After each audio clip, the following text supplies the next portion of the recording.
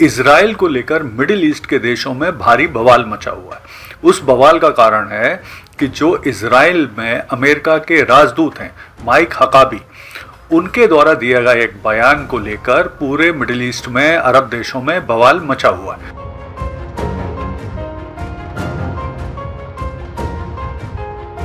America ने स्पष्ट करने की कोशिश की है कि ये जो माइक हकाबी का बयान है ये अमेरिका की विदेश नीति का हिस्सा नहीं है और वे इसका समर्थन नहीं करते।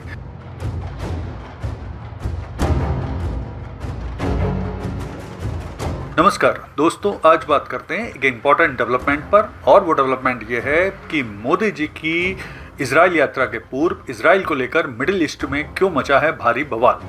तो आइए इस पूरे घटनाक्रम को विस्तार से इस वीडियो में जानने की कोशिश करते हैं। तो देखिए, जैसा कि आपको जानकारी है कि मोदी जी 25 और 26 फरवरी को इजराइल की यात्रा करने वाले हैं और इस दौरान भारत और इजराइल के बीच में काफ़ी रक्षा समझौते, व्यापार और बहुत सारी चीज़ों को लेकर समझौते होना है। विशेष तौर पे एक जो स्काई स्टिंग मिसाइल है उसको लेकर समझौते होने की पूरी संभावना है, जो कि रडार से बचकर हमला कर सकती है। तो इस तरह के कई और समझौते होने की इस यात्रा में संभावना। लेकिन इसी बीच में इजराइल को लेकर मिडिल ईस्ट के देशों में भारी बवाल मचा हुआ है।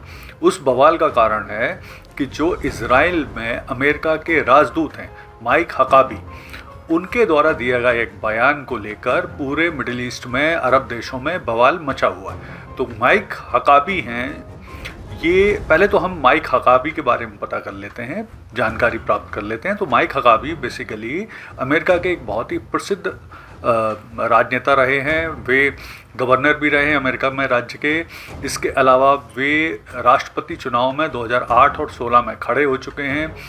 वे एक पत्रकार भी रहे हैं और एक बहुत ही फेमस अपना शो भी वो चला चुके हैं, माइक हकाबी शो के नाम से। तो स्थिति जिस तरह से है उसमें क्या हुआ कि एक और अमेरिका के बहुत ही प्रसिद्ध इंटरव्यूअर हैं जो कि जिनका नाम है टकर कार्लसन। तो उनके साथ जो कि अपने ऑलरेडी टकर कार्लसन अपने इंटरव्यूओं के लिए बहुत चर्चित रहे हैं। वो फॉक्स न्यूज़ में भी अपना एक शो चलाते थे, लेकिन अभी फ़िलहाल वो अपना एक स्वतंत्र शो चलाते हैं और बहुत ही मतलब पॉपुलर हैं वो। तो उनके साथ बातचीत करते हुए जब टकर कार्लसन ने माइक हकाबी से पूछा कि क्या बाइबल के अनुसार नील नदी से लेके और यूफ्रेटस यानी फरात नदी तक का क्षेत्र इजराइल का होना चाहिए, यानी उन्होंने कहा कि ग्रेटर इजराइल के कॉन्सेप्ट को आप कैसा मानते हैं।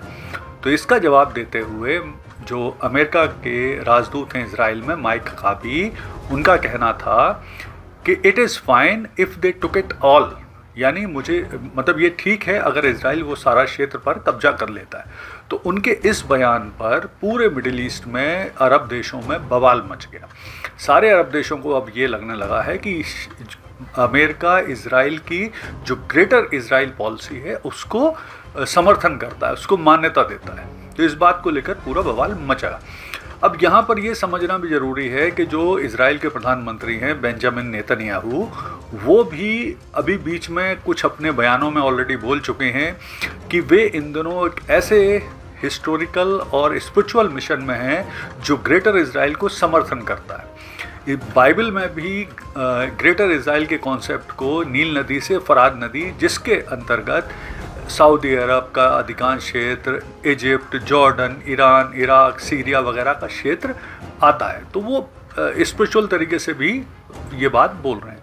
तो इन सब बातों को लेकर अब मिडिल ईस्ट के देशों ने काफ़ी विरोध प्रकट किया, काफ़ी उग्र विरोध किया है और वो बड़ा संशयग्रस्त हो गए हैं अमेरिका की पॉलिसी को लेकर। और उन्होंने बेसिकली देखिए क्या है कि कई मिडिल ईस्ट के देश हैं, अब उनको लग रहा है कि एक बार ये इजराइल का गाजा पे कंप्लीट कब्जा हो जाएगा, उसके बाद वो अपने ग्रेटर इजराइल कॉन्सेप्ट को पूरा करने के लिए आगे बढ़ेगा। यानी फिर वो सऊदी अरब या Egypt, Jordan, Syria, Iran, Iraq, इन क्षेत्रों पर भी कब्जा कर सकता है और अमेरिका उसे समर्थन कर सकता है।